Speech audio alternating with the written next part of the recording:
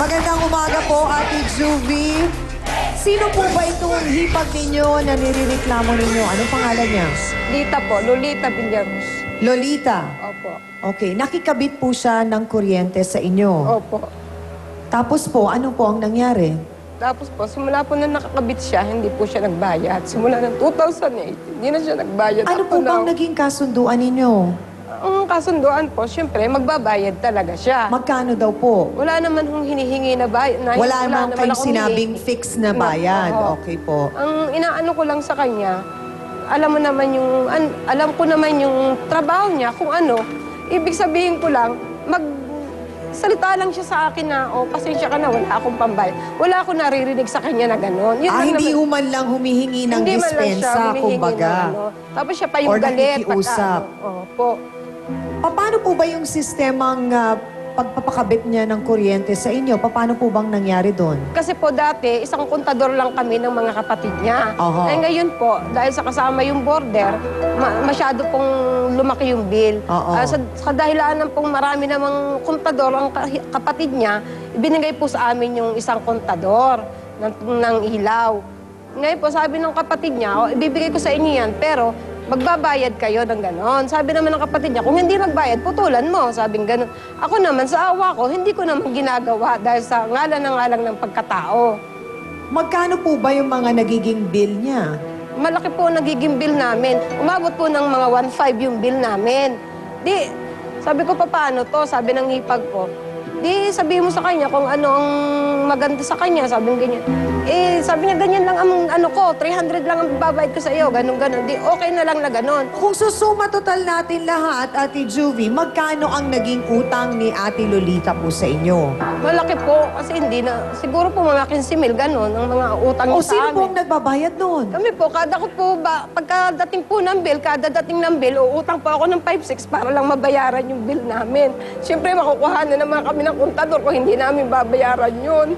So wala siyang naiaambag kahit na magkano? Wala naman po. Noon nga po nababayad siya nung mga 1 month to 3 months, ganun. Tapos nung ano... Hanggang sa umabot na ho ng ilang taon, yung hindi niya 2 nababayaran. taon na po. Ano pong sinasabi ng asawa niyo?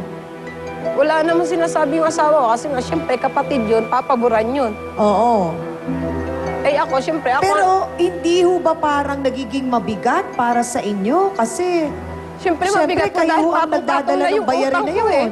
Patong-patong na yung 5-6 ko eh. Oo. Dahil lang sa pagbabayad nun. Ay kung kami lang Di siguro. minsan ho ba hindi nagawang nagalit ng asawa ninyo sa kapatid niya? Hindi po, tungkol basta dyan? sabi lang ng asawa ko, intindihin mo na lang kasi gano'n na nga ang ano.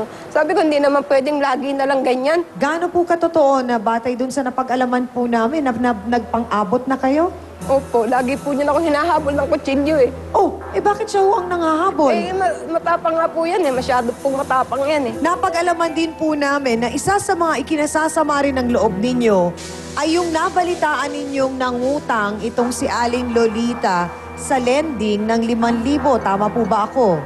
At nagagalit kayo kasi wala talagang ibinayad sa inyo?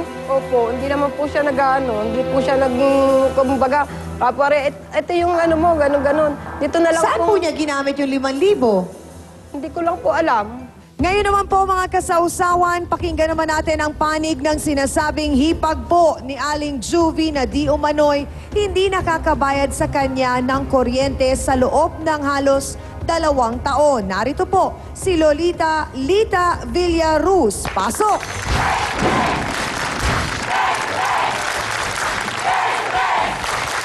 Aling Lita, gusto ko lang pong malaman, ano pong dahilan kung bakit halos umabot ng 2 taon, hindi po kayo nakakabayad ng kuryente? Hindi po totoo yan. Totoo yan, napakasinungaling Hindi mo. totoo yan. Sobrang sinungaling ikaw. Wala ka lang, wala ka lang siyang ulo, nagwawala na yan. Hindi Sobra, totoo yan. sobrang pagkasinungaling mo. Kahit Kaya ganito ganyan yung mukha nga mo, di ba? Kaya alam mo ba, dahil ka bubugtog ng mga tao sa'yo.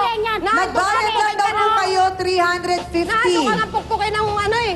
Yeah, Dinustos na yung mukha nga mo, hindi ka pa nagtatanda. Ang tinda ko lang po bananakyo, walang iba. Nagtitinda lang po ako, naglalako ko ng bananakyo. Masyado ka. Kaya nga naging malalaki Mga ang bahay. kapatid, kompletong paliwanag po ni Aling Lita kung bakit hindi siya tumutupad sa usapan nila Aling Juvie. Malalaman natin sa pagbabalik po ng Face to Face. Sandali lang po. Bakit po ang sinasabi ni Aling Juvie, umabot ng 1.5 ang kuryente? Yun ang pagkakala niya kasi hindi niya iniisip yung binibigay. Ang iniisip niya lagi, yung bill ng ano, pag malaki ang bill, pinapakita niya sa akin. Pag maliit, tinatago niya lang, ay magbayad ka ng ilaw.